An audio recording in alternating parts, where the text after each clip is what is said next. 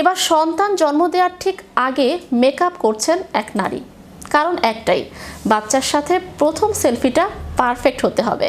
আর পাশে ডাক্তার ও নার্স বসে আছেন, আর তিনি ফাউন্ডেশন আইলাইনার লাগাতে ব্যস্ত। মনে হচ্ছে ডেলিভারি নয়, বিউটি পার্লারে মেকআপ করছেন তিনি। এ নিয়ে আরও বিস্তারিত দেখুন ডেস্ক রিপোর্টে। এবার সন্তান জন্ম দেওয়ার ঠিক আগে মেকআপ করছেন এক নারী। কারণ একটাই, বাচ্চার সাথে প্রথম সেলফিটা পারফেক্ট হতেই হবে। তার পাশে ডাক্তার ও নার্স বসে আছেন, আর তিনি ফাউন্ডেশন আইলাইনার লাগাতে ব্যস্ত। মনে হচ্ছে ডেলিভারি নয়, বিউটি পার্লারে মেকআপ করছেন তিনি। একদিকে হার্টবিট মনিটর, আরেকদিকে আয়নায় নিজেকে চেক। সম্প্রতি সামাজিক যোগাযোগ মাধ্যমে ভাইরাল হওয়া একটি ভিডিওতে দেখা যায় এক চীনা নারীর অদ্ভুত এই কাণ্ড। প্রসব বেদনার মাঝেও তার প্রধান চিন্তা বাচ্চার সাথে তোলা প্রথম সেলফিটা যেন নিখুঁত বা পিকচার পারফেক্ট হয়।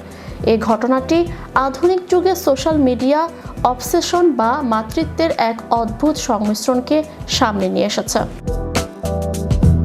ডিওটিতে দেখা যায় হাসপাতালের নীল গাউন পরে অপারেশন টেবিলে শুয়ে আছেন সেই নারী। পাশে ডাক্তার এবং নার্সরা তাদের সরঞ্জাম নিয়ে প্রস্তুত। অথচ সেই হট্টগোলের মাঝেও মা অবিচল। তার এক হাতে মেকআপ ব্রাশ, অন্য হাতে ছোট আয়না। চোখের পাপড়িতে মাস্কারা লাগানো থেকে শুরু করে গালে নিখুঁত ব্লাশন দেয়া বাদ যাচ্ছে না কিছুই। যেন ডেলিভারি রুম নয়, তিনি কোনো রেড কার্পেট ইভেন্টের জন্য তৈরি হচ্ছেন।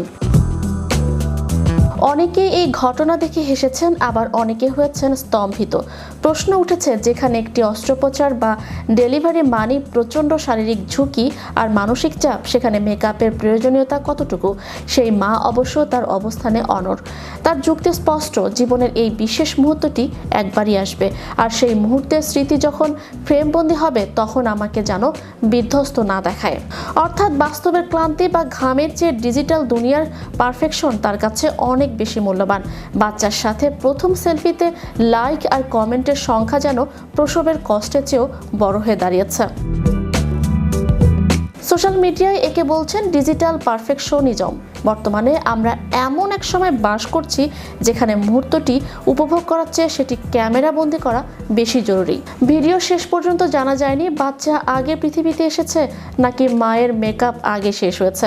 তবে এই ঘটনাটি আমাদের সমাজের বর্তমান মানসিকতার একটি আয়না হয়ে দাঁড়িয়েছে, যেখানে জীবন আর মৃত্যুর সন্ধিক্ষণে দাঁড়িয়েও মানুষ নিজের ভার্চুয়াল ইমেজ নিয়ে সবচেয়ে বেশি সচেতন। চ্যানেল ইউরোপ বিনোদন ডেস্ক।